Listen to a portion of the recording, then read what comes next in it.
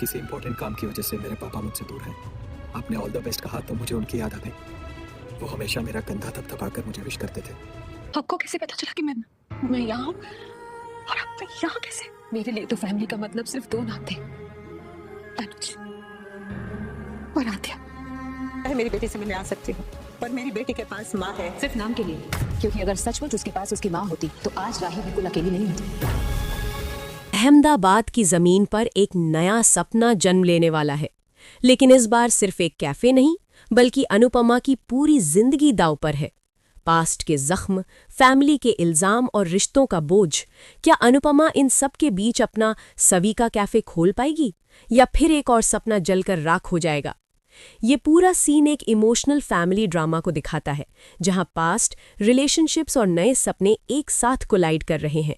मैं इसे simple explain style में बता रहा हूं, बिना स्टोरी को कट किए। स्टोरी अहमदाबाद से स्टार्ट होती है, जहां अनुपमा डिसाइड करती है कि अब वो गोवा वापस नहीं जाएगी। उसके अंदर एक नया डिटर्मिनेशन है। वो अपने पास्ट को पीछे छोड़कर नई शुरुआत करना चाहती है। उसका सबसे बड़ा सपना है अनु की रसोई वाली जगह को फिर से यूज करना और वहां सवी का कैफे ओपन करना। उसके पास प्लान है, हिम्मत है, लोगों का सपोर्ट भी है, लेकिन सबसे बड़ी प्रॉब्लम है जगह का ना होना। बापूजी का कैरेक्टर यहाँ बहुत स्ट्रॉन्ग सपोर्ट सिस्टम के रूप में आता है। वो अनुपमा को इमोशनल और प्रैक्टिकल दोनों तरह से सपोर्ट करते हैं। जब अनुपमा उनसे जगह मांगती है तो वो बिना हेजिटेशन के कह देते हैं कि जो कुछ भी उनका है वो सब अनुपमा का ही है। ये मोमेंट अनुपमा के लिए टर्निंग पॉइंट है, क्योंकि अब उसका सपना रियलिटी के करीब आता है। फैमिली के अंदर मिक्स्ड रिएक्शंस दिखते हैं।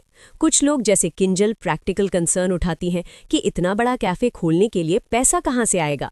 दूसरी तरफ कुछ लोग अनुपमा को एनकरेज करते हैं और कहते हैं कि वो डेफिनेटली कर सकती है। ये कॉन्ट्रास्ट दिखाता है कि हर फैमिली में सपोर्ट और डाउट दोनों होते हैं। इसके पैरेलल एक और इमोशनल ट्रैक चल रहा है, जहां एक लड़का रोड पर एक आदमी की हेल्प करता है। ये सीन थोड़ा सिंबॉलिक है।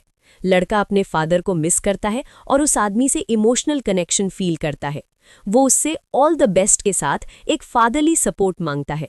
ये सीन लोनलीनेस, इमोशनल नीड और ह्यूमन कनेक्शन को हाईलाइट करता है। फिर स्टोरी वापस फैमिली पॉलिटिक्स पर शिफ्ट होती है, जहां मोतीबा और दूसरे लोग राही और उसकी मां पर इल्जाम लगाते हैं कि उन्होंने फैमिली को तोड़ने की कोशिश की है। यहाँ टिपिकल सास बहू और फैमिली कॉन्फ्लिक्ट का एंगल स्ट्रांग हो जाता है।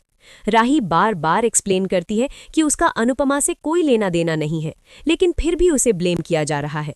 ये मिसअंडरस्टैंडिंग और इमोशनल टेंशन को और बढ़ा देता है। अनुपमा अपने सपने को एक स्पिरिचुअल एंगल भी देती है। वो कहती है कि जो आग लगी थी वो डिस्ट्रक्शन नहीं बल्कि प्योरिफिकेशन थी, जैसे हवन की अग्नि। अब जो भी होगा वो नया और शुद्ध होगा। ये उसकी पॉजिटिव थिंकिंग और रेजिलियंस को दिखाता है। आगे श्रुति का एंट्री होता है, जो पास्ट से कनेक्टेड कैरेक्टर है। उसका आना कहानी में और कॉम्प्लिकेशंस लाता है।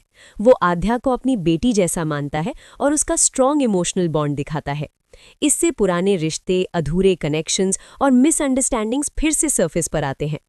बापूजी और अनुपमा के बीच एक और इम्पॉर्टेंट कॉन्वर्सेशन होता है, जहां वो कहते हैं कि हर इंसान को अपनी लड़ाई खुद लड़नी पड़ती है। वो अनुपमा को फोकस रहने के लिए कहते हैं और अननेसेसरी चीज़ों से दूर रहने की सलाह देते हैं। ये गाइडेंस अनुपमा के कैरेक्टर को और स्ट्रॉन्ग बनाता है। एंड पार्ट में टेंशन और बढ़ जाता है, जब एक वार्निंग दी जाती है कि आगे खतरा है।